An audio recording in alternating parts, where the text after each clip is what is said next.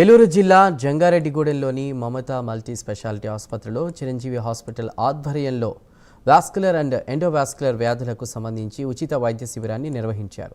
ఈ వైద్య శిబిరంలో దాదాపుగా 100 మంది ప్రజలు పాల్గొని ఉచితంగా వైద్య సేవలు పొందారు.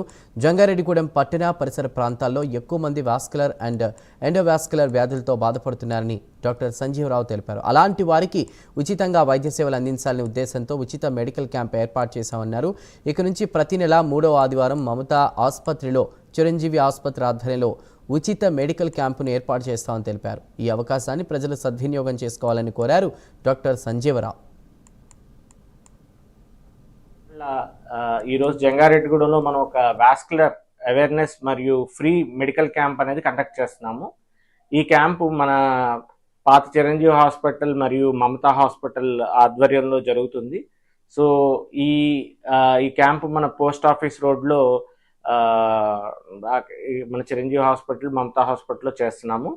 సో ఈ క్యాంప్లో మనం ఏంటంటే ఈ వాస్కులర్ సమస్యలు అన్నిటికీ ఉచితంగా చూడడమే కాకుండా డాప్లర్ స్కానింగ్ అంటే మనకి కాళ్ళల్లో రక్త ప్రసరణ ఎలాగవుతుంది, ఏ సమస్య ఉంది, ఇవన్నీ చూడడానికి ఒక స్కానింగ్ అనేది డాప్లర్ స్కానింగ్ అంటామండి.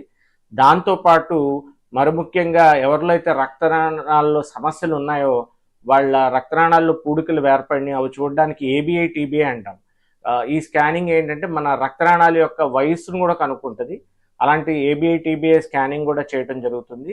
ఎవరిలో అయితే షుగర్ పేషెంట్స్లో కానీ బీపీ పేషెంట్లో వయసు రీత్యా ఎక్కువ ఉన్న వాళ్ళలో స్మోకర్స్లో వీళ్ళందరిలో ఈ రక్తనాళాల సమస్యలు ఇప్పుడు చాలా కామన్గా చూస్తున్నాము.